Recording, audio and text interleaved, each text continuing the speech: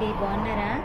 విశాఖపట్నంలో కాళీమాత దేవాలయం గురించి కొన్ని ఆసక్తికరమైన నిజాలు ఇవాళ మాట్లాడుకుందాం.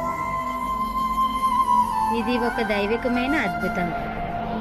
1984లో కేవలం ఎదురుకర్రలతో వేసిన చిన్న పాకల ప్రారంభమైన ఈ ఆలయం కాలక్రమేపీ నేటి భవిష్యమైన రూపానికి చేరుకోవడం విశేషం.